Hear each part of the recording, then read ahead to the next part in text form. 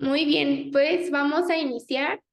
Me presento primero que nada. Yo soy Rebeca Pérez, soy nutrióloga, soy parte del equipo de Avena y pues estamos muy contentos de que estén todos aquí conectados ya, aunque sea un poquito tarde. Em, pues aparte de eso, primero presentarles también a la expositora especialista que tenemos el día de hoy. Es la nutrióloga Carla Moreno, es especialista en salud digestiva y en autoinmunidad. Está certificada en medicina funcional por el Instituto de Medicina Funcional, justamente. Entonces, nada más súper rápido antes de iniciar, me gustaría decirles que se les va a enviar una constancia de asistencia a este webinar. Y para que podamos enviarles esa constancia, es importante que llenen un pequeño formulario que les vamos a enviar ahorita en el chat de aquí del Zoom. No les toma más de un minutito contestarlo. Son datos muy básicos, nombre, su correo, su WhatsApp, ¿sale? Para que podamos hacerles llegar esta constancia. Y pues ahora sí que sin más preámbulos, los dejo con Carla. Carla, si quieres, ahorita nada más voy a dejar de compartir para que puedas empezar a compartir tu pantalla, ¿vale?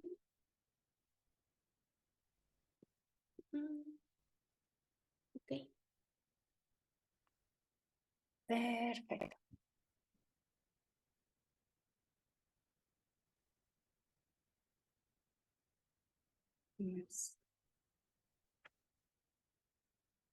A ver.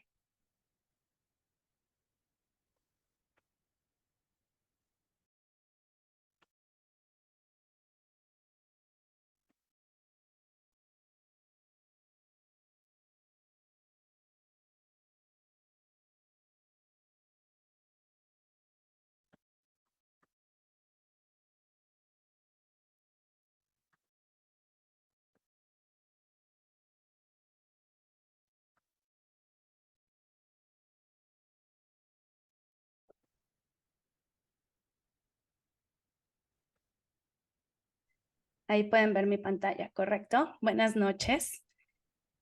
Bueno, como les dijo Rebeca, mi nombre es Carla Moreno. Yo soy, no me gusta decir especialista, digamos que me gusta el área de la salud digestiva y la autoinmunidad. Estoy certificada en alergias alimentarias, alimentación vegetariana, FODMAPs, salud gastrointestinal, autoinmunidad, salud hormonal. Hace poco terminé una certificación en SIBO y pues bueno, la verdad es que cada que me brindan un espacio para platicar sobre medicina funcional y salud digestiva es como un sí seguro porque es un tema que me fascina. Para quienes no me conocen, nosotros, nosotros, mi compañía constantemente estamos promoviendo la aplicación de la medicina funcional a diferentes profesionales de la salud. Y pues bueno, la finalidad de este webinar es darles una introducción y una probadita para aquellos de ustedes que no conocen qué es la medicina funcional. Para aquellos que ya la conocen, pero no tienen idea de cómo enfocarse o cómo comenzar en la salud digestiva, pues bueno, aquí les voy a dar como una introducción. La verdad es que pues, es un tema muy, muy profundo, pero hay muchas cosas a considerar y la verdad hay muchas cosas que cuando comenzamos a practicar medicina funcional y también en salud digestiva te das cuenta que hay muchas cosas que pues como profesionales de la salud tendemos a fallar continuamente. Entonces, bueno, el día de hoy les voy a hablar sobre las bases de la medicina funcional y la nutrición funcional para aquellos que no estén familiarizados con este tema. Vamos a identificar las bases del proceso de digestión. Cuando comencemos a hablar de este tema se van a dar cuenta que entender de una manera, híjole, súper minuciosa el proceso de digestión va a ser el éxito de poder entender cuál es la causa del trastorno digestivo de nuestros pacientes. Y también les voy a comentar sobre los 5 errores más comunes que yo veo en el manejo de las enfermedades digestivas. No sé qué está activo, si mi mouse o mi teclado. Bueno, la medicina funcional. Creo que, híjoles, yo llevo 7 años practicando medicina funcional. Definitivamente en los últimos años se ha puesto mucho en tendencia, lo que me llena de orgullo, porque la medicina funcional, siempre digo, no quiere decir que sea mejor que la convencional, sino que tiene una perspectiva súper diferente, ya que va a abordar las causas de la enfermedad. Nuestro objetivo principal es tratar de solucionar los problemas de raíz, ¿no? Y en esa búsqueda de causas, pues tenemos que balancear los sistemas biológicos y fisiológicos de nuestro cuerpo, por lo cual tenemos también que involucrar al paciente de una forma proactiva. Yo siempre digo, por más fregones que seamos como nutrólogos, como profesionales, si el paciente no sigue nuestras recomendaciones, pues hasta ahí se queda nuestro trabajo. Entonces es bien importante crear esta sociedad terapéutica tanto del profesional de la salud como del paciente. Y algo clave que tiene la medicina funcional es que escucha al paciente, escuchamos su historia, escuchamos sus inquietudes, escuchamos sus síntomas y no dudamos o cuestionamos sobre si son reales o no. Algo muy crucial también es pues que implica comprender los orígenes para así poder prevenir y tener un tratamiento a muchas enfermedades crónicas que son complejas, ¿no?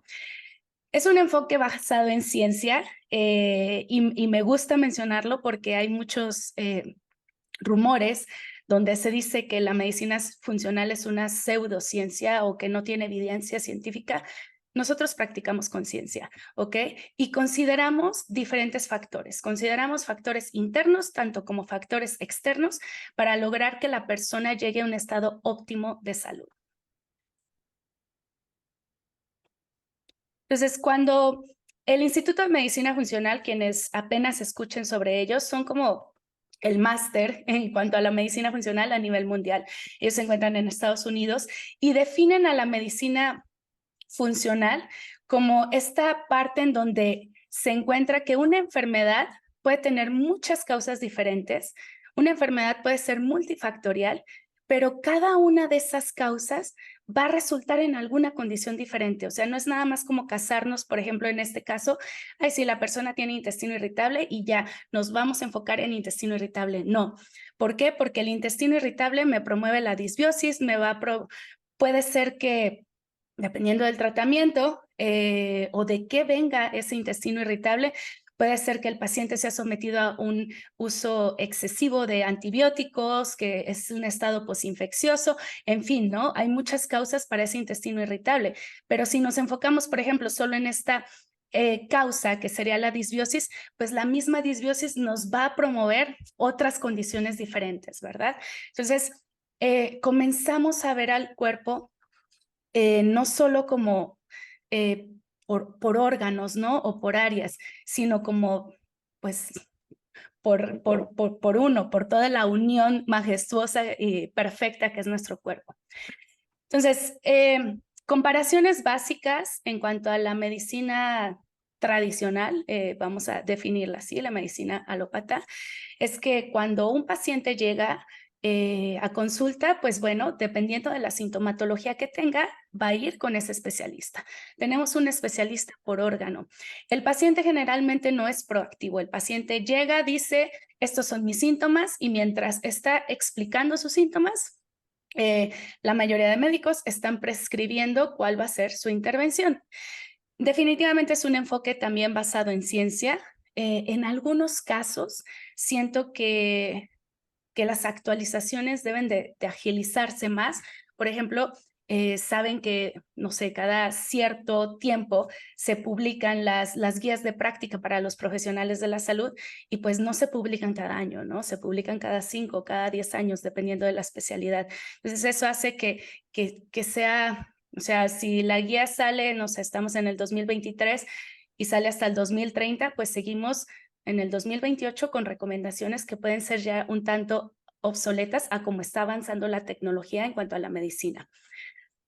Se enfoca en un tratamiento, como dijimos, según el especialista, y generalmente el tiempo de consulta es muy corto. No se crea esta relación, ¿no?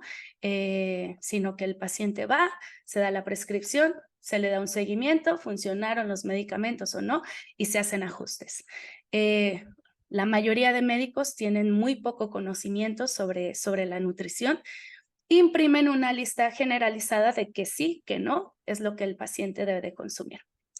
Sin embargo, en la medicina funcional, pues bueno, el cuerpo se ve unificado con la mente y con todas las... se ve unificado con la mente y con todo el ambiente y con todo lo que le rodea. Y eso nos permite enfocarnos en la causa de la enfermedad. ¿Por qué? Porque vamos a comenzar a percibir cuáles son los desbalances.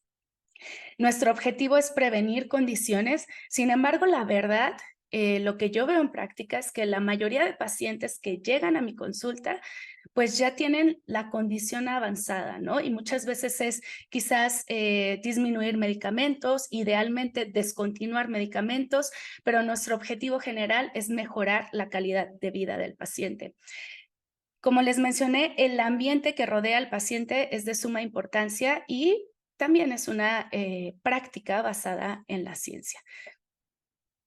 Cuando hablamos de medicina funcional, es crucial, crucial, crucial mencionar el árbol de la medicina funcional. Y la verdad es que esta imagen a mí me encanta porque involucra todo lo que implica la medicina funcional.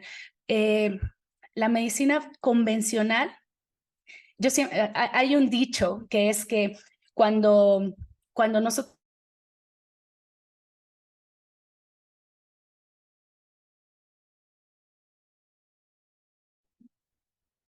Cerraste tu micrófono, Carla.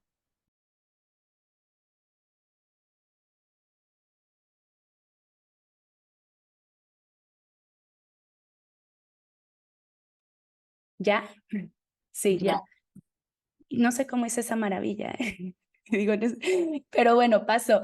Entonces, les decía, hay un dicho que dice, que se usa en la medicina funcional, que es como para tratar de explicar esta, pues, como a veces hasta la misma intervenciones que se hacen, ¿no? En cuanto a la medicina, que es que si tú tienes una planta y esta planta se llena de plaga, comienzas a indagar, quizás le falta agua, le voy a poner abono, la voy a sacar más al sol o la voy a sacar menos, pero comienzas a tratar de solucionar cuál es el problema y lo que le está ocasionando la plaga a tu planta. No simplemente llegas y pintas las hojas de verde, ¿no? O sea, tratas de indagar el problema. Sin embargo, muchas veces con nuestro cuerpo tratamos de pintar esas hojas y cuando estas hojas comienzan a manifestar síntomas, en la medicina convencional nos enfocamos, como les decía, en especialistas por órganos, ¿no? Si tenemos un paciente con obesidad que tiene cardiopatías y que además tiene diabetes, pues tiene que visitar 3 o 4 médicos diferentes, ¿no? Y entre ellos, entre estos médicos, no se comunican, que eso es lo que a mí a veces me resulta más complicado cuando estoy practicando, ¿no? En cambio, cuando hablamos de la medicina funcional, no nos enfocamos tanto en las hojas. Nos vamos a ir a las ramas, a estos factores que van a impactar los sistemas de equilibrio. Nuestros sistemas de equilibrio son asimilación, defensa y reparación. Tenemos sistemas de equilibrio de transporte, tenemos sistemas de equilibrio de la estructura integral de las membranas, también de comunicación entre nuestros sistemas, el sistema de equilibrio de biotransformación que me encanta, y pues también la producción de energía, ¿no? Entonces, cuando todos nuestros sistemas de equilibrio funcionan en armonía, tenemos este árbol frondoso, nuestro cuerpo se siente maravilla. Pero cuando comienza a haber desequilibrios, nuestro cuerpo trata de compensar, porque cuando hay un desequilibrio pues se comienzan a desencadenar diferentes reacciones químicas y fisiológicas para tratar de corregirlo, pero eventualmente esos síntomas van a salir a la luz, ¿no? Y es por eso que nosotros, la medicina funcional, nos enfocamos en estas raíces del sueño. Y cada que vemos un paciente, tratamos de ir descifrando cuáles son los desequilibrios de este sistema que me están haciendo manifestar esos signos y síntomas que el paciente me está diciendo. Cuando hablamos de nutrición funcional, la Academia Americana de Nutrición y Dietética tiene un área especializada solo a lo que sería la nutrición funcional, y también el Instituto de Medicina Funcional habla sobre la importancia de la nutrición. La nutrición es uno de los pilares grandes de la medicina funcional y es aquí donde a nosotros como profesionales de la nutrición se nos abren puertas para poder pues ser parte, ¿no? de esta rama de la medicina. Entonces, la nutrición funcional en sí no va a hacer conteo de macros ni conteo de calorías. Vamos mucho más allá en enfatizar el consumo de la importancia en cuanto a la calidad de alimentos. También nos vamos a ir a un consumo adecuado de fitonutrientes. ¿Para qué? Para poder corregir esos desbalances clínicos y obtener la expresión máxima de salud de las personas. El Instituto de Medicina Funcional sabe que la nutrición va a impactar de tal modo que la salud de este paciente se va a notar, ¿no? Y pues bueno, lo que ven aquí a su derecha es el Matrix de la medicina funcional que ha sido creado por la Academia Americana de Nutrición y Dietética, donde así como tenemos el proceso de atención nutricia, nos dice todos estos parámetros a considerar cuando vamos a practicar nutrición funcional. Entonces, ahora con estas bases, pues bueno, vamos a entrar a lo que sería la salud digestiva. Definir la salud digestiva según la Organización Mundial de la Salud es que no haya síntomas, ¿no? Es un estado de bienestar físico y mental donde hay ausencia de molestias gastrointestinales que requieran la consulta de un médico. Hay ausencia de indicaciones o riesgos de enfermedad intestinal y ausencia de enfermedad intestinal confirmada, es decir, todo está en armonía, no está pasando nada. Esto obviamente tiene que ver con el estilo de vida que tenga el paciente, la dieta, cómo está su microbiota, si tiene una buena perfusión intestinal, pero también su estado mental es importante. En México, en nuestro país, pues somos uno de los países que ocupa el primer lugar en cuanto a trastornos digestivos. Se estima que más del 70% de los adultos tienen afectaciones gastrointestinales. Ahora, dado el problema de obesidad que existe en nuestro país, la verdad es que estos síntomas ya no son exclusivos de los adultos. Cada vez comenzamos a ver niños con muchos más estreñimientos, por ejemplo, sensibilidades alimentarias, que es algo que veo mucho en consulta. Reacciones adversas a alimentos, hasta principios de enfermedades autoinmunes a edades mucho más tempranas de lo que se veía antes. También es importante entender que este 70% es lo que tenemos reportado, ¿no? Hay muchos trastornos digestivos que las personas normalizan. Para muchas personas es normal vivir inflamados o lo hacen durante muchos años hasta que van y buscan ayuda. Entonces, yo me atrevería francamente a decir que este número de 70% es más alto. Y aquí viene lo interesante. Cerca del 50% de estos pacientes tienen una recurrencia crónica en sus síntomas, es decir, sus síntomas no se solucionan. Y muchas veces es aún después de tratamientos médicos. ¿Qué pasa? El paciente tiene reflujo, gastritis, va al doctor, le dan omeprazol por 4 semanas, le funciona, al año vuelve a recaer, se vuelve, ya ni siquiera van, muchos de ellos se vuelven a automedicar el medicamento o cada que se sienten mal se toman la pastilla. ¿Por qué? Porque pues es solo una gastritis, ¿no? Lo vemos como tan normal. O a esta persona que vive con inflamación, que va cada 2 o 3 días al baño, que no tiene evacuaciones perfectas en cuanto a consistencia, ni siquiera se preocupa por ir al médico, ¿no? Es como que, ay, sí, pues no. Siempre hago bolitas cuando voy al baño y me quedo con ganas y pues siempre he sido así, ¿no? Hasta que comienzan a escuchar que son cosas que no deberían de estar pasando, que no es normal. Entonces, la mayoría menciona que estos tratamientos médicos ayudan de forma temporal, pero vuelven a recaer en sus síntomas. Y desafortunadamente, una parte de esos pacientes que recaen en sus síntomas tienen complicaciones. Y muchas veces, la verdad, lo que yo he visto en consulta es que estas complicaciones vienen a no tratar de encontrar la causa del problema. Y por lo menos en mi consulta, una gran causa de esos problemas crónicos son enfermedades autoinmunes que no han sido diagnosticadas. Por eso es que se liga tanto la salud digestiva con las enfermedades autoinmunes.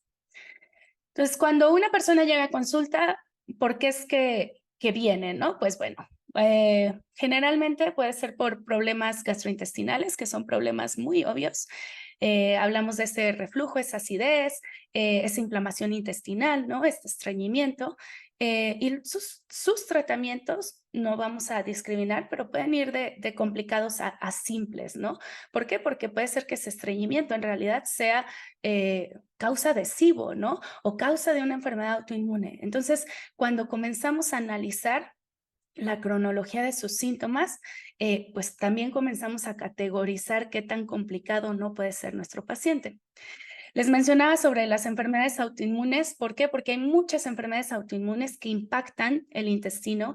Por ejemplo, Hashimoto o hipotiroidismo, que muchas de las personas que tienen hipotiroidismo no han sido diagnosticadas con Hashimoto. O no, nunca se les han hecho estudios de anticuerpos, pero bueno, ese es otro tema aparte, pero las enfermedades autoinmunes impactan directamente en nuestra salud digestiva y la mayoría de personas que padecen enfermedades autoinmunes tienen alteraciones en su permeabilidad intestinal y por consecuente en su microbiota. Y también vamos a tener estos pacientes que no tienen síntomas gastrointestinales, pero saben que sus condiciones van a impactar su intestino, ¿no? Generalmente, lo que más veo en consulta es psoriasis, aquellos que tienen psoriasis, que tienen eczema. Veo muy pocas personas que a raíz de la depresión digan, ay, voy a ir a tratar mi intestino. Creo que son más como cuestiones de la piel, pero ya aquí el enfoque principal, pues es una condición secundaria.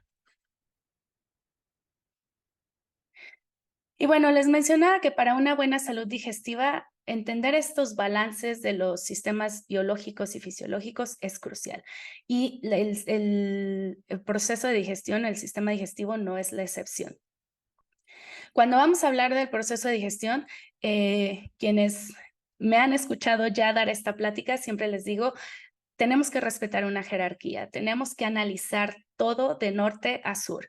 ¿Por qué? Porque así comienza nuestro proceso de digestión. Nuestro proceso de digestión comienza desde que vemos, bueno, desde antes, desde el estado en que nos vamos a sentar a consumir esos alimentos, va a impactar nuestro proceso de digestión y de ahí nuestro olfato comienza a activar nuestras glándulas salivales, nuestra boca comienza a tener diferentes reacciones químicas.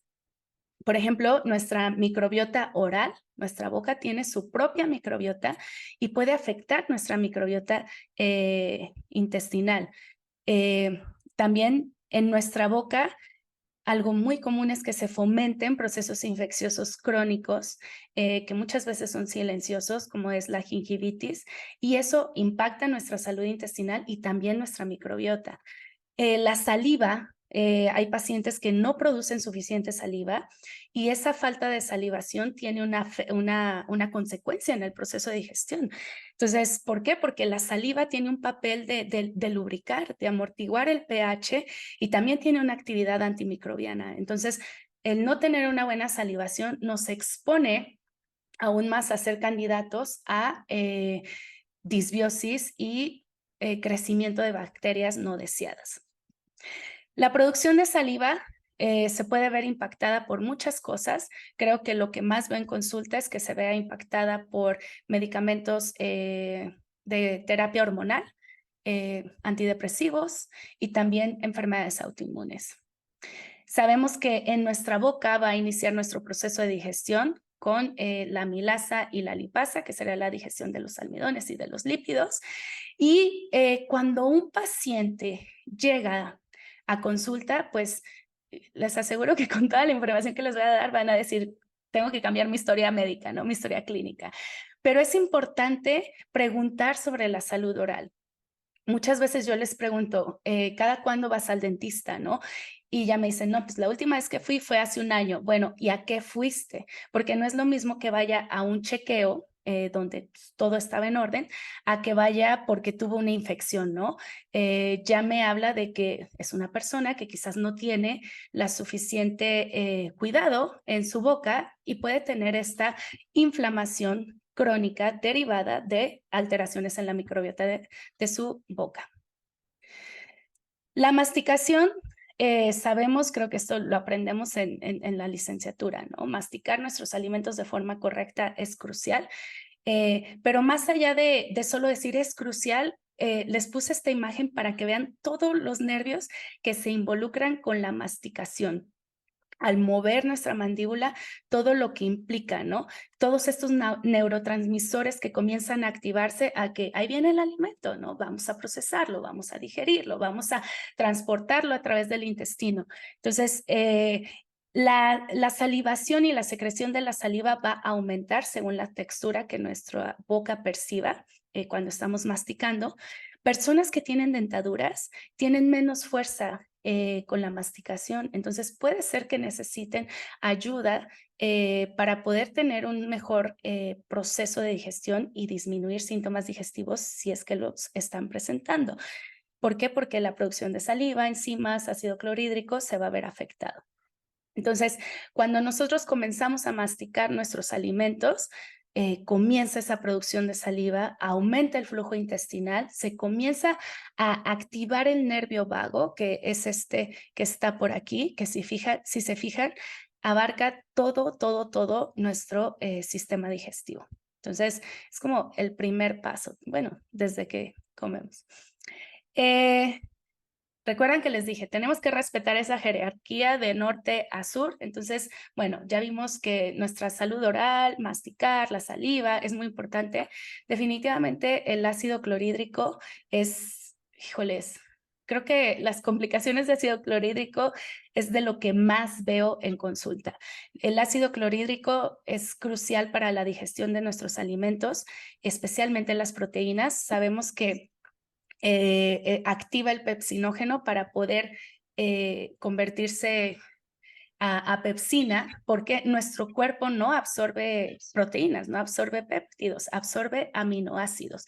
Y muchas de las reacciones que tenemos a ciertos alimentos siempre son a sus proteínas, es porque no las estamos digiriendo de manera correcta.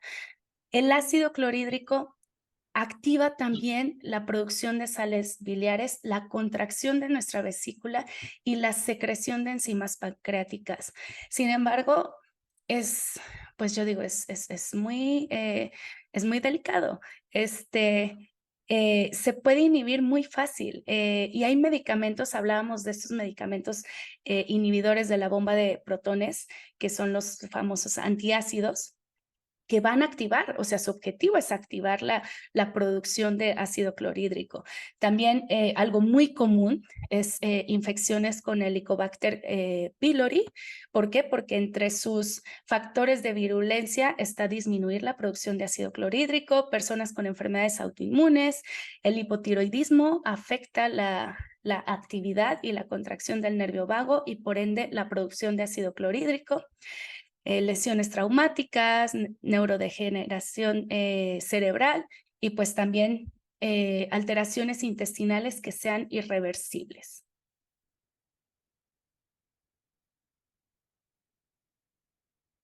Entonces, todo esto son causas, las más comunes, porque hay muchas causas que me pueden afectar la producción de ácido clorhídrico. Les decía que esto es algo de lo más común que veo en consulta. Y cuando estamos hablando de ácido clorhídrico, los síntomas es estar repitiendo constantemente, tener mucha inflamación abdominal, gases, especialmente después de comer, sensación de llenura, tener dificultad para digerir alimentos altos en proteínas, muchas veces ver restos de alimentos en nuestras evacuaciones, la comezón en el ano también puede ser un síntoma de falta de producción de ácido clorhídrico, dermatitis y obviamente deficiencias nutricionales de nutrientes que se van a activar dependiendo del pH de nuestro estómago. Existen complicaciones más severas. Creo que de las que tenemos aquí, una de las más severas sería la sobrepoblación bacteriana. Llegar a entender que ese ácido clorhídrico me puede estar desatando sensibilidades alimentarias, eso se vuelve un reto. Y pues bueno, cuando hablamos de autoinmunidad es toda una historia diferente. ¿Qué es lo básico en cuanto a digestión, no? Cuando cuando el paciente tiene problemas de digerir mal alimentos altos en proteína, generalmente, no quiero como que cerrar, porque hay muchas cosas a considerar, pero generalmente estamos hablando de problemas de hipocloridria. Cuando se tiene mala digestión, alimentos altos en fibra, vegetales, leguminosas, típico que el paciente dice, no, es que yo me como un pedacito de brócoli duro inflamado, me da fatal, ¿no? Generalmente cuando son esos casos, lo que nos está fallando en esta parte de la digestión son la liberación o la producción de enzimas pancreáticas. Y cuando son alimentos altos en grasa, pues bueno, pueden ser limpasas también de origen pancreático, pero la mayoría de veces son trastornos biliares con la vesícula biliar. Me acuerdo mucho que cuando yo estaba aprendiendo sobre la vesícula biliar fue como que, bueno, la vesícula biliar sirve para emulsificar las grasas y esa emulsificación de grasas pues ayuda con la absorción de vitamina liposolubles. Y párale de contar, ¿no? Bueno, aunque eso también ya fue hace rato. La realidad es que la vesícula biliar y las sales biliares juegan un papel crucial en la salud digestiva y disbiosis y alteraciones en la microbiota pueden ser desencadenadas de alteraciones en nuestra vesícula biliar, especialmente en la contracción y producción de las sales biliares. ¿Cuáles son las funciones básicas de nuestro sistema gastrointestinal, ¿no? Ya vimos que el proceso de digestión es importante, lo tenemos que analizar de norte a sur, pero también hay muchas otras cuestiones que tenemos que considerar para poder buscar esa solución de raíz. Acuérdense que cuando estamos hablando de medicina funcional es comenzar a descifrar, a ver, ¿será ácido clorhídrico? ¿Serán enzimas? ¿Qué voy a hacer? ¿Cómo voy a intervenir? ¿Voy a dar suplementos? ¿No voy a dar suplementos? ¿Con qué dieta voy a comenzar, no? Y hay muchas otras cosas a considerar. Entonces, cuando vamos a considerar, por ejemplo, sobre el tránsito de comida a través del tracto digestivo, obviamente no podemos pasar desapercibido esa comunicación eje intestino-cerebro. El paciente está estresado consumiendo sus medicamentos, está en un estado simpático o está relajadito en estado parasimpático. ¿Por qué? Porque de ahí va a depender la activación de mi nervio vago, come muy rápido, mastica bien sus alimentos, también va a depender la activación del nervio vago y pues bueno, esa comunicación a través de los neurotransmisores que se producen cuando comenzamos este proceso de digestión por medio del sistema nervioso entérico. También es cuando hablamos de la descomposición de las partículas de los alimentos, ¿no? Nosotros comemos macronutrientes, comenzamos a digerirlos hasta llegar a su forma simple para su absorción. Pues bueno, es una función automática donde comienzan todas estas contracciones intestinales, comienzan a salir las enzimas, vesícula biliar, todo lo que necesitemos para poder digerir y absorber esos alimentos y nutrientes de forma correcta. Y aquí se involucran un montón de elementos, células, glándulas, etcétera, ¿no? O sea, y órganos también. Entonces, tenemos nuestras células parietales, glándulas exócrinas del páncreas, el hígado entra en juego. En fin, es toda una orquesta perfecta cuando este proceso de digestión está llevándose a cabo. Esta absorción de micro y macronutrientes, pues bueno, depende mucho del estado de las microvellosidades de nuestro intestino, totalmente. Si nuestras vellosidades están alteradas, ahí es donde están las enzimas de borde. Entonces eso se traduce a muchas sensibilidades alimentarias, alergias alimentarias. Entonces, esa absorción, nuestras vellosidades tienen que estar íntegras. Hay sistemas que entran en contacto en el borde de esas microvellosidades y pues también nuestro sistema vascular mesentérico que lleva esos nutrientes a torrente sanguíneo para distribuirlos a donde se necesiten. Y pues bueno, en cuanto a la inmunidad, tenemos diferentes tipos de barreras inmunes. Una de nuestras barreras fisiológicas o físicas serían las los enterocitos, las uniones que tienen estos enterocitos, que tienen uniones paracelulares, que eso es que estén unidas las unas con las otras, y eso es por medio de la ocludina, y también hay uniones transcelulares. Cuando tenemos permeabilidad intestinal, este tipo de, no permeabilidad, hiperpermeabilidad intestinal o síndrome del intestino permeable, este tipo de uniones es de lo que se afecta principalmente.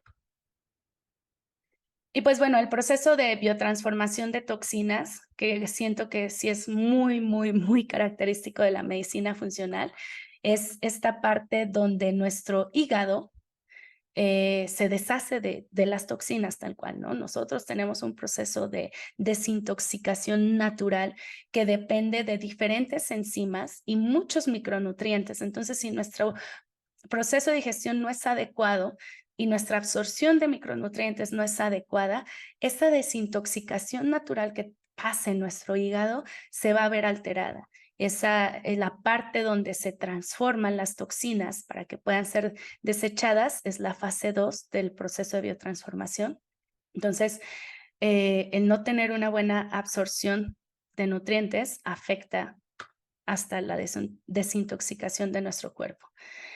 La activación de metabolitos, siento que todos hablamos de la microbiota y no voy a menospreciar la microbiota, hay muchas cosas que siento que aún no sabemos de la microbiota, pero nuestra microbiota se afecta por muchas cosas que van desde activaciones hormonales, flavonoides alimentarios. ¿Por qué? Porque dependiendo de todas la percepción que exista en esa comunidad de bacterias, va a ser la forma en que van a estar trabajando para producir diferentes, pues sí, diferentes metabolitos que van a ser utilizados por las mismas bacterias y por nuestro cuerpo. La comunicación en los diferentes sistemas de nuestro cuerpo, especialmente en el sistema digestivo, pues bueno, hablamos de esos neurotransmisores, las glándulas exócrinas y definitivamente nuestra microbiota. Y pues bueno, la inmunidad. Sabemos que cerca del 80% de nuestro sistema inmune se encuentra en nuestra pared intestinal, en nuestra microbiota. Entonces, tenemos diferentes células que son las encargadas de protegernos contra patógenos a los cuales estamos constantemente expuestos. Y pues bueno, creo que no puede haber una plática de salud digestiva sin hablar de disbiosis. Y algo que a mí me gusta recalcar cuando hablamos de disbiosis es que no podemos casarnos en que existen bacterias buenas o existen bacterias malas. Por ejemplo, si hablamos del Escherichia coli o el E. coli, hay nomenclaturas que ayudan a la microbiota y hay nomenclaturas que producen la enfermedad. Entonces, cuando hablamos de disbiosis intestinal, no estamos hablando de qué bacterias son las malas, qué bacterias son las patógenas, porque en realidad lo que estamos hablando es de un desequilibrio donde sí ciertas bacterias que cuando están en mayoría producen alteraciones, pero pues si también están en minoría nos va a causar una alteración. Acuérdense que todas estas comunidades de bacterias trabajan de forma sinérgica, en armonía, se depende de una de las otras. Y pues bueno, esta imagen que ven aquí es simplemente el mencionar algunas de las condiciones que se ven implicadas cuando tenemos alteraciones de disbiosis en nuestra microbiota.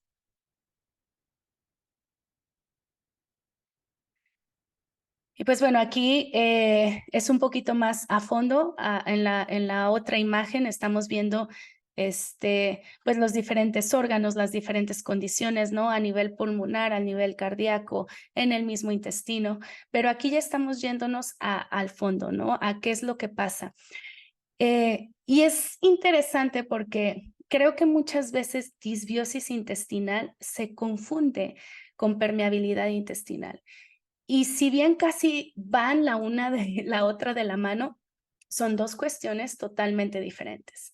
Cuando estamos hablando de disbiosis, estamos hablando sobre esa diversidad, sobre la comunidad de bacterias. Cuando estamos hablando de permeabilidad intestinal, estamos hablando generalmente del síndrome de permeabilidad intestinal, o el Leaky Gut Syndrome.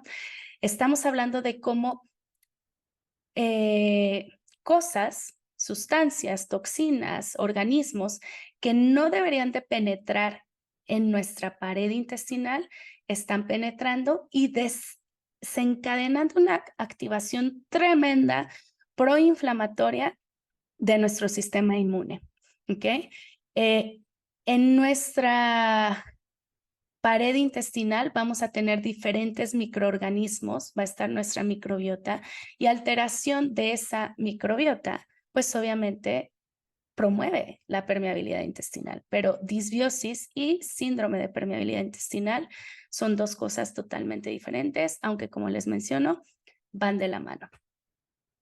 Y pues bueno, cuando hablamos de microbiota o cuando escucho que la mayoría de personas hablan de microbiota, siempre es como que, ay, es que tiene disbiosis, tiene permeabilidad intestinal, ¿qué probióticos vamos a dar? ¿No? Y pues el probiótico es solo una parte. Esta imagen que ven aquí es todo lo que se comunica de manera bidireccional con nuestra microbiota intestinal. Como les decía, no puede estar en armonía la microbiota intestinal si la microbiota de nuestra piel, de nuestra boca, pulmones, áreas genitales, de nuestras narices no están en armonía. Y para esto impacta todo lo que nos ponemos en nuestros cuerpos. Por eso les decía que el tema de las toxinas es un tema muy arraigado en la medicina funcional, donde para poder tener una buena microbiota intestinal, pues me tengo que ir tal cual con mis pacientes a indagar con qué jabón lavan su ropa, con qué jabón lavan los trastes, qué maquillaje usan, qué crema corporal, usan bloqueador solar, qué tipo de bloqueador solar. O sea, porque el cuerpo lo va a absorber, va al hígado al proceso de biotransformación y me puede promover una alteración. Entonces, esta imagen simplemente es para que vean que cuando hablamos de microbiota, hay muchas cosas a considerar antes de decir, te voy a dar este probiótico. Y pues bueno, aquí viene un poquito más descifrado la parte que estaba a su derecha sobre dieta. Ok, consume alcohol, no consume, tiene sensibilidad al gluten, no la tiene. El gluten puede estar alterado o no, cómo le va con la caseína, ¿no? La proteína de la vaca, alimentos procesados, colorantes, conservadores, en fin, comenzar a analizar todo en la dieta. Medicamentos. Está consumiendo antiácidos. Los antiácidos me van a bloquear mi ácido clorhídrico. Entonces, si no tengo el ácido clorhídrico, se van a bloquear las enzimas. No voy a tener un buen proceso de digestión. Puede ser que por eso tenga inflamación.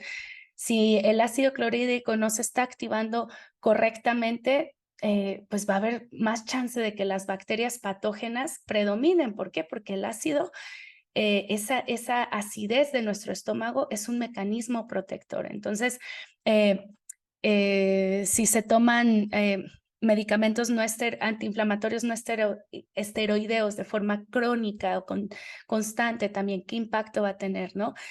Infecciones.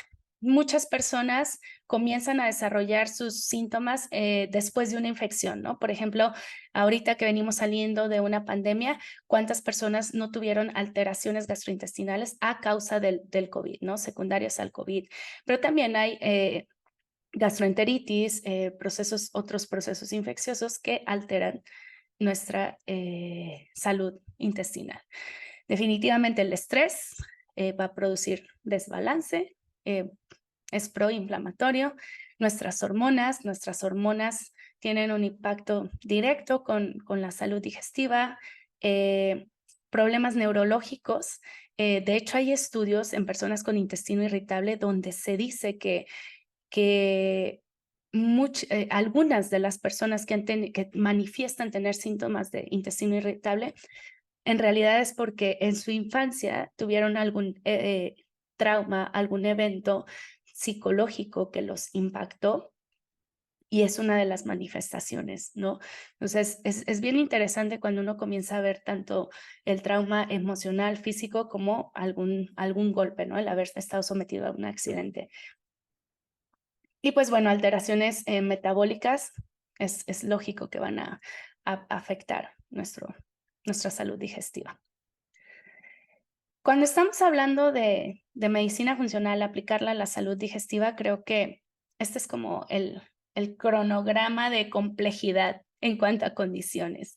La disbiosis es muy manejable, muy fácil, sencillo, pero enzimas digestivas. Pero ya cuando estamos hablando de una persona que tiene SIBO, una persona que tiene permeabilidad intestinal, acá no viene, pero autoinmunidad quedaría como casi donde está permeabilidad intestinal, las cosas comienzan a complicarse. Pero en realidad hay muchas cosas que podemos modificar para pues tratar de no llegar a lo que sería un síndrome de malabsorción, que cuando llegamos a ese punto, el regenerar la pared intestinal nos puede tomar tiempo, o sea, mucho tiempo, cerca, por lo menos 2 años, ¿no? Entonces, bueno, cuando estamos hablando de permeabilidad intestinal, vamos a enfocarnos en hablar sobre permeabilidad intestinal. ¿Cómo sería un manejo que daríamos? Pues bueno, les decía que es importante irnos a esas raíces del árbol, ¿no? ¿Qué me puede ocasionar permeabilidad intestinal? Sabemos que la disbiosis me puede promover esa permeabilidad intestinal y viceversa. Esa alteración de la permeabilidad hace que se vuelva un ciclo vicioso y es más difícil salir de ahí. Pero bueno, es importante preguntarle a nuestro paciente cuando estamos haciendo un enfoque funcional sobre cómo son sus hábitos de sueño, duerme bien, cuántas horas duerme, a qué hora se va a la cama, se hace algún tipo de ritual para irse a dormir, etcétera, ¿no? El estrés, acuérdense, esa comunicación eje intestino-cerebro, pues, es proinflamatorio, pero también para saber si nuestro paciente está sometido a un estrés crónico que se va a transmitir en inflamación crónica y alteraciones significativas a su salud en general. En cuanto a la nutrición, creo que una de mis como objetivos es identificar si existen o no reacciones adversas, ¿saben? O sea, por ejemplo, tuve una paciente que ella había padecido evacuaciones líquidas durante toda su vida. O sea, llegó conmigo cuando tenía 70 años y era como, o sea, siempre lo he tenido y siempre, pues bueno, nos dimos cuenta que en realidad era una alergia alimentaria que nunca se había tratado, ¿no? Entonces, en cuanto a nutrición, identificar esas reacciones alimentarias adversas, identificar si son crónicas, si son pasajeras, si es algo que vamos a poder corregir a lo largo del tiempo, porque se puede. Reducir la exposición a toxinas, porque hay ciertas toxinas que van a alterar mi microbiota. Y enfocarnos en una dieta antiinflamatoria. Ahorita voy a cubrir un poquito más sobre eso. Pues bueno, toxinas, este es todo un tema, todo un tema, pero bueno, el que sepan que es importante el comenzar a ser curiosos por leer alimentos, leer etiquetas de suplementos, leer etiquetas de lo que nos ponemos en nuestra piel, no sé, en nuestras uñas, en nuestro cuerpo. Es importante porque todo eso lo absorbemos y habrá que desecharlo. Las relaciones personales es algo que platicamos en la medicina funcional.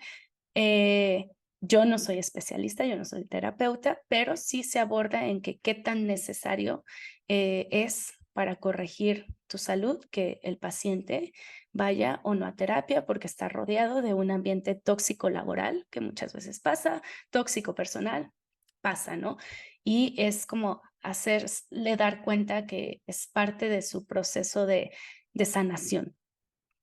El movimiento, y no puse como hacer ejercicio 30 minutos, 5 veces al día, no, es algo súper individualizado, dependiendo de dónde está cada persona, de cuáles sean sus objetivos, sus demandas, es el tipo de ejercicio que vamos a recomendar o recomendarlo con algún especialista para que sea algo más apto.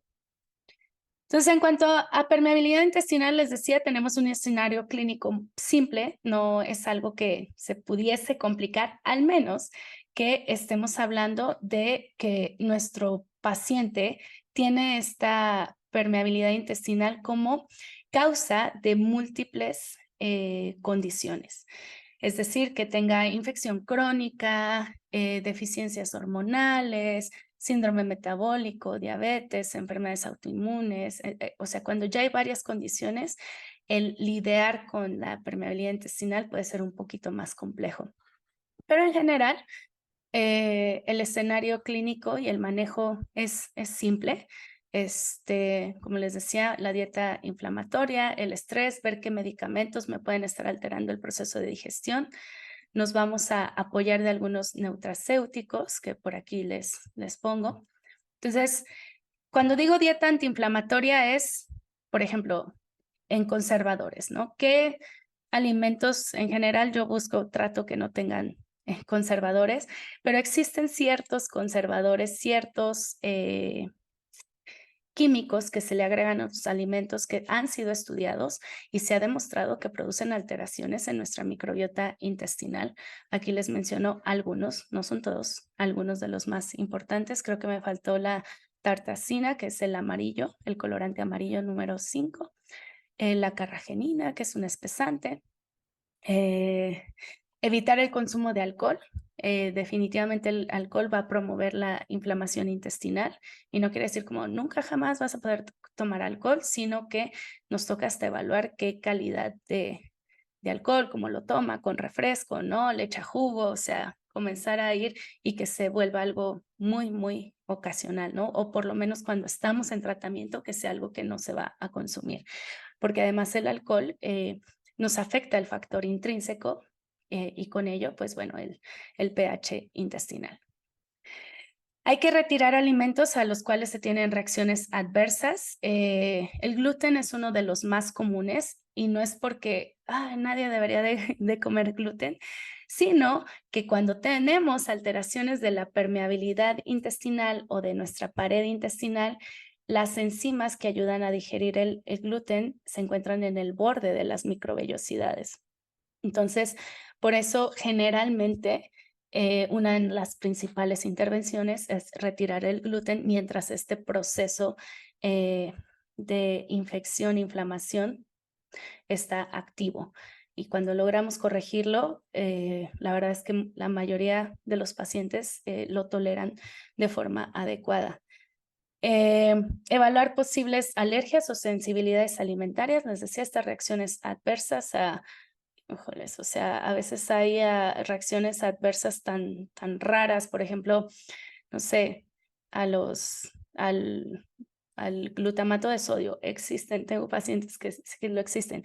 Tengo una paciente que al benzonato, que es un conservador, es el desencadenante de sus migrañas, ¿no? Entonces, obviamente no hay como hay un estudio que me vaya a decir que el paciente no, es prueba y error de estar viendo, analizando, quitando, poniendo, exponiendo también al paciente para decir, es esto, ¿no? Remover endulzantes artificiales, sé que es un tema muy controversial.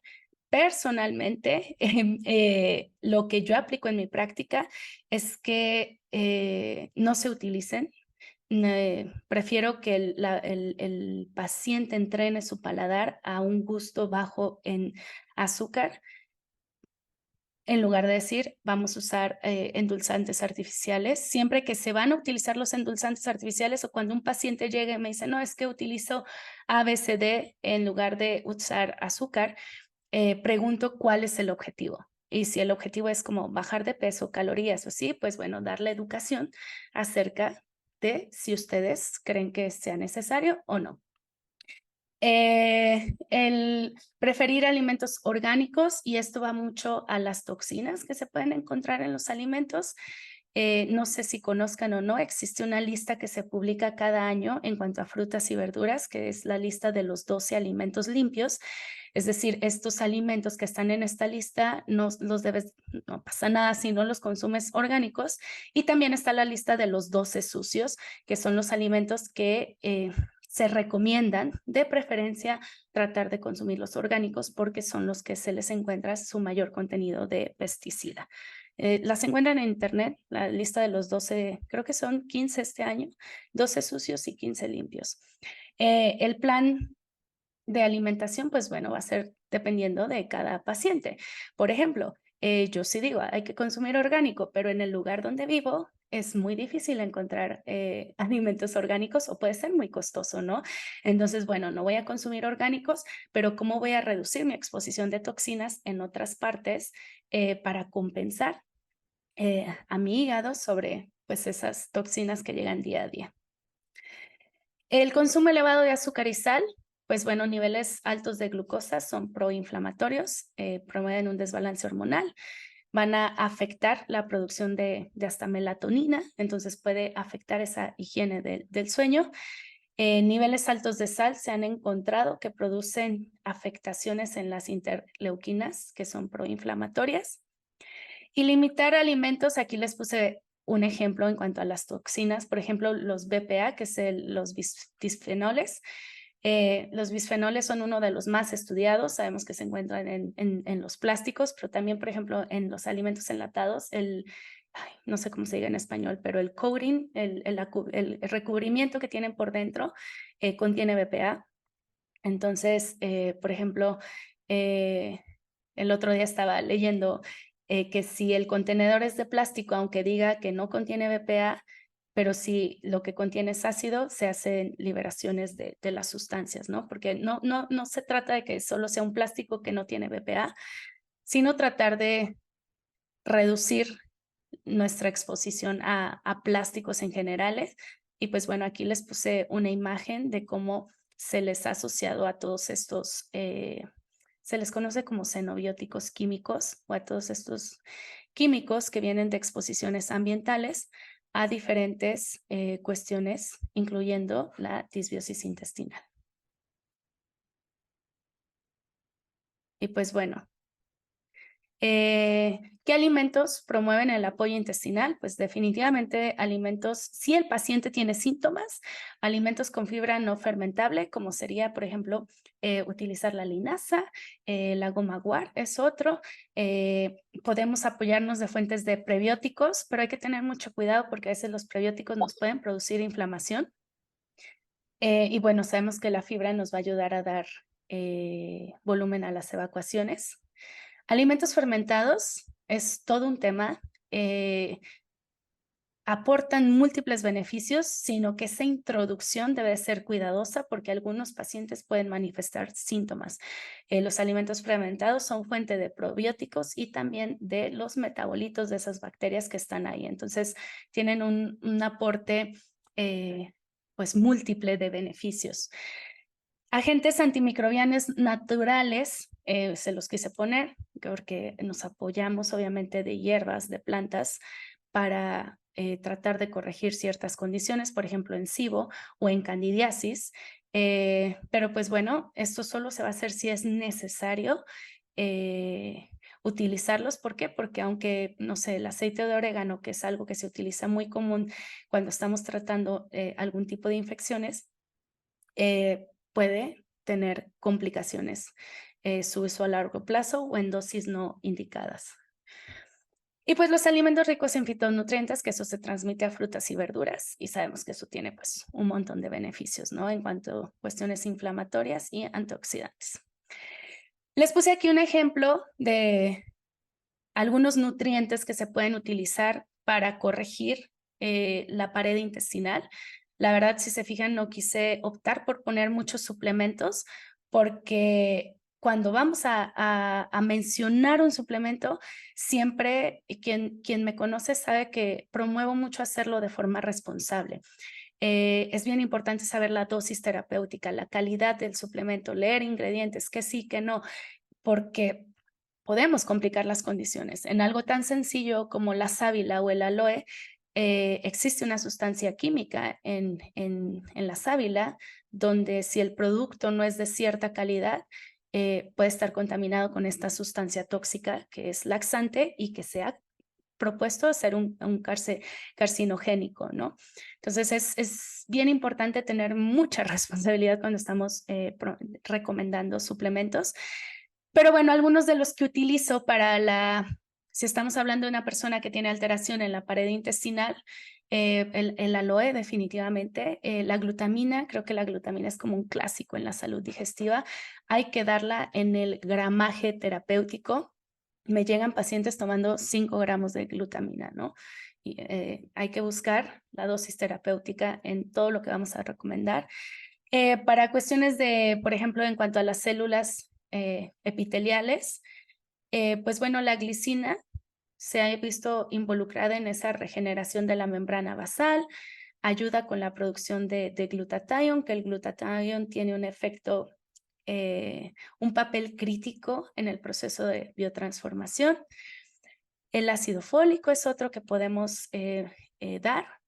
Vitamina D, la vitamina D creo que es como por un default, que es que en la mayoría de condiciones proinflamatorias la vamos a agregar. Y pues bueno, en reparación de las uniones estrechas también sale por acá la glutamina y nuestro manejo dietético, que creo que es uno de los más importantes, lo que les decía, más allá de los suplementos, el promover una diversidad alimentaria de alimentos basados en plantas es lo que más va a promover que nuestra microbiota sea más resiliente, más fuerte. Entonces, fortalecer la microbiota tiene más impacto una dieta diversa a decir, vamos a dar X o Y probiótico. El objetivo de diversificar la dieta debe ser uno de nuestros principales objetivos como profesionales de la salud para mejorar la salud digestiva y mantenerla en nuestros pacientes y pues bueno, la introducción de fermentados. Y estamos llegando a la recta final. Los errores más comunes que veo en práctica, hablando de errores de profesionales, es no analizar, creo que es crucial, no analizar y respetar la jerarquía del proceso de digestión. Es decir, el paciente llega, tengo inflamación, pum, lo primero que damos es una dieta FODMAPs, ¿no? Y probióticos y glutamina en algunos casos. Pero no estamos analizando si tiene hipocloridria, cómo está su salud oral, si puede ser la vesícula biliar, puede ser estrés simplemente, puede ser autoinmunidad. Entonces, no analizar poco a poco la jerarquía de norte a sur que les acabo de explicar es uno de los principales errores para no poder encontrar y solucionar los problemas de nuestros pacientes. Enfocarnos solo en la microbiota. Llega el paciente, tengo intestino irritable, probióticos. Y no es que los probióticos sean malos, ¿ok? Quiero dejarlo en claro, sino que creo que están como sobreutilizados, ¿saben? Se volvieron muy populares, todavía nos falta mucho por aprender en cuanto al manejo de los probióticos, pero les juro que hay personas que les funcionan, pero 8, 10 meses después dicen, ay, pero comencé a volver a tener síntomas, no tan mal como antes, pero los síntomas aparecen, ¿no? Y olvidar el resto de las interacciones. Recuerden esa imagen donde les mostré que la microbiota se comunica con un montón de cosas que están a nuestro alrededor. Es crucial. Es crucial porque a veces el problema no está en el intestino, está alrededor del intestino.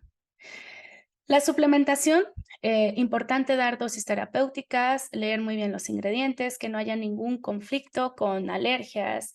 eh, eh, por ejemplo, en muchos de los prebióticos hay probióticos, hay prebióticos que causan inflamación en algunos pacientes y los ingredientes de relleno, ¿no? Es común que veo que los suplementos estén mal administrados o recomendados o no están a la dosis terapéutica. El mal manejo de las dietas de eliminación, no tienen idea cuántas veces llegan a consulta y llevan 6 meses en dieta baja en FODMAPs, ¿no? O, no sé, les dijeron como que Bueno, creo que la baja en FODMAPs es la más común en cuanto a cuestiones digestivas.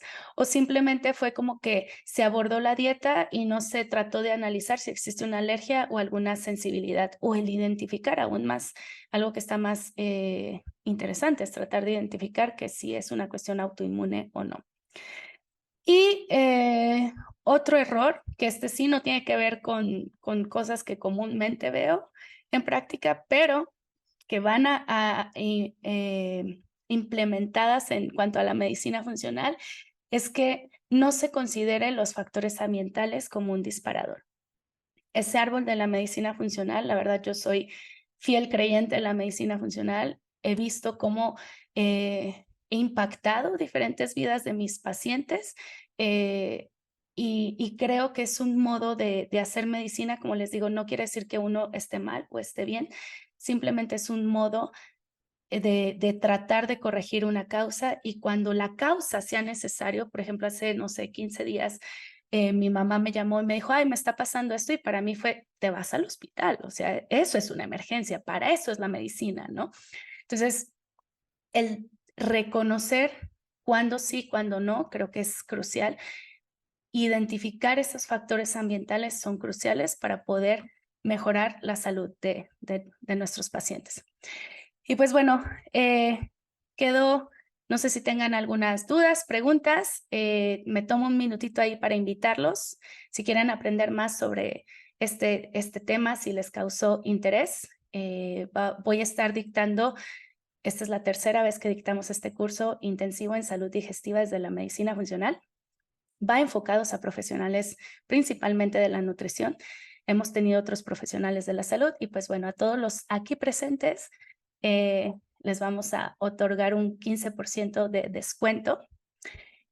Arrancamos el 16 de octubre. Así que bueno, si tienen dudas y preguntas, me quedo por aquí unos minutitos.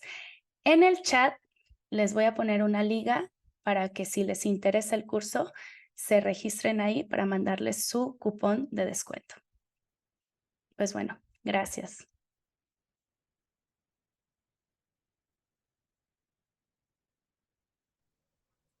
Carla, Hola. hay algunas dudas en el chat. No son muchas, pero igual no sé si nos puedas ayudar a revisarlas, por favor. Dale, sí. A ver. Me voy a ir al principio. Ok, sí, sí, sí.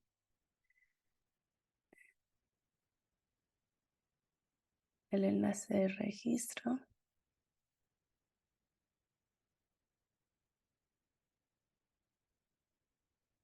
Ok, Pamela Valtierra pregunta, ¿recomendarías la glutamina vía oral para alimentar al enterocito y en dado caso las que se recomiendan para deporte serían útiles? Pamela, qué buena pregunta, porque las que se recomiendan para el deporte, lee los ingredientes. Muchas traen que el sabor artificial, ¿sabes? O sea, traen relleno porque ¿sabes? El propósito es utilizarlo como en la bebida, pero si es glutamina tal cual, yo siempre la recomiendo vía oral, pero asegúrate que sea una glutamina de calidad y que cumpla con el gramaje. 15-20 gramos al día es lo que se recomienda. Joisa pregunta, ¿qué opinas de retirar leguminosas en estos casos? O si el paciente le gusta mucho, ¿cómo ayudarle? Ya intentamos remojar y quitar lectinas, hervir con laurel, vinagre, etcétera. Joisa, si puedes abrir tu micrófono, no sé si sea inflamación o no, pero te voy a dar un dato en cuanto a las lectinas. Si están causando inflamación, muchas veces puede ser que exista una condición autoinmune que no se ha diagnosticado. Me ha pasado en 3 pacientes donde hacemos los estudios relacionados para descartar autoinmunidad y resultan positivos. No están en rangos de diagnóstico, pero tienen ya el riesgo a desarrollar una enfermedad autoinmune a futuro, depende de las intervenciones. Si las leguminosas causan inflamación también, las leguminosas son altas en FODMAPs. Puedes remojarlas, como dices, quitarlas las lectinas, pero lo que más te va a ayudar a reducir los FODMAPs va a ser germinarlas. La germinación es donde, y está comprobado, esta técnica culinaria es lo que más reduce los FODMAPs. Entonces, puede ayudar a disminuir la inflamación. En inglés o en español lo buscamos. Me imagino eso es lo de, en inglés o en español, lo de los 12 limpios. Vas a encontrar más datos en inglés, pero en inglés o en español generalmente sale. ¿De qué forma se debe consumir el moco del aloe? Yo solamente recomiendo productos que estén certificados que no traigan la aloína, Gaby. ¿Y durante cuánto tiempo se deben indicar los suplementos para reparar la pared intestinal? La verdad es que depende de cada caso. Es muy diverso. O sea, acuérdense que no es reparar la pared intestinal, es ver por qué se dañó la pared intestinal. Entonces, mientras no corrijamos lo que me está dañando la pared intestinal, pues puedes tener al paciente en aloe por el resto de su vida y no estamos solucionando el problema de raíz. Entonces, creo que es ver qué me está alterando esa pared intestinal, si es una alergia alimentaria, autoinmunidad, exposición a antibióticos. Hay muchas causas para esa autoinmunidad. Y uno comienza a hablar y comienzan a surgir las preguntas. A ver, Joysa, ¿esa cantidad en la variedad incluye frutas, tubérculos y cereales? Sí, todos los alimentos derivados de la planta se recomiendan. Hay quienes, antes era 45, ya nos fuimos a 30. Yo la verdad trato de que sean, yo les pongo como objetivo 10 plantas diarias diferentes, que en realidad es algo muy realista. Maite, en cuanto a los pros y contras de la evidencia respecto al caldo de huesos, ¿cuál es tu postura? Maite, la verdad es que hay muy poca buena evidencia de calidad en cuanto al caldo de huesos y hay tantas variables cuando vas a cocinar un caldo de huesos que, o sea, evidencia, creo que no hay como para tener una postura. En aplicación, en algunos casos sí lo aplica. Es que hay muchas perspectivas, pero en algunos casos sí. Y bueno, voy a contestar, no sé cómo estemos de tiempo, pero voy a contestar 3 preguntas más. Ivonne, hola Ivonne, ¿cómo estás? Ivonne es una de mis alumnas. Ivonne, ¿qué marcadores inflamatorios se pueden revisar para considerar en pacientes que viven con estrés crónico? Proteína C reactiva, homocisteína. Ajá. Creo que la homocisteína y la proteína C reactiva de alta sensibilidad, Ivonne, serían algunos indicadores. Te pueden salir en niveles normales, pero serían de los más sensibles. Hay quien habla de la ferritina, también se ha propuesto como un marcador de inflamatorio. Entonces, no es algo costoso. Carla Sainz, 2 preguntas más. Yo tengo preguntas de la caseína y el gluten, si afecta la permeabilidad en pacientes sin proceso inmune y si puedes compartir algún artículo. Mira, hay un libro del doctor Alessio Fasano. Alessio Fasano es el top master del mundo en cuanto al gluten. Él tiene varios libros y en uno de sus libros él dice como que la verdad es que no todos deberíamos de eliminar el gluten de nuestra dieta. No te puedo decir si sí, si no, hay muchos factores a considerar. Definitivamente el gluten causa inflamación, definitivo. La caseína entra de la mano porque sus estructuras químicas son similares, pero nuestro cuerpo y nuestro intestino está todo el tiempo sometido a factores que causan inflamación y no vivimos, o sea, no todo nos enferma. Entonces, hay muchos factores a considerar para decir el gluten sí, el gluten no, en este paciente sí, en este no. He tenido pacientes donde después de 2 años de estar en una dieta sin gluten, lo toleran perfecto. Así que nuestra microbiota y nuestra salud digestiva evoluciona. Pues bueno, creo que eso sería todo. Quedan un Muchísimas montón de preguntas por ahí, pero bueno, los invito a seguirme en redes si quieren aprender más en serio de este tema. Nuestro curso este curso está súper modificado, son más de 14 horas, 14 horas en vivo y tenemos 3 masterclasses grabadas con otros expertos también en salud digestiva. Así que bueno, gracias, muchas gracias por este espacio. Muchas gracias. Y antes de que se vayan, primero queremos agradecerles a todos por su asistencia. Queremos invitarlos a la comunidad de WhatsApp de Avena. No requieren ser clientes ni nada, simplemente es una comunidad que nosotros creamos para estar en contacto y en comunicación con varios nutriólogos de diferentes países y especialidades. Por ahí les voy a dejar en el correito que les vamos a enviar con su certificado de asistencia y el video de la ponencia de hoy para que lo tengan en cuenta. Y bueno, también si todavía no conocen Avena, los invitamos a probar nuestro software. Ahorita tenemos a 49 pesos el primer mes del plan más básico y pues ahora tenemos herramientas para que ustedes puedan tener mayor apego con sus pacientes, tenemos suscripciones, tenemos agenda, etcétera. Entonces, pues ahora sí que muchas gracias, Carla, muchas gracias a todos los que asistieron. Si suben algo por ahí en redes, nos pueden etiquetar tanto a Carla como a nosotros, estamos como Avena y yo. Y pues muchas gracias, buenas noches a todos. Buenas noches. Hasta Chao. luego.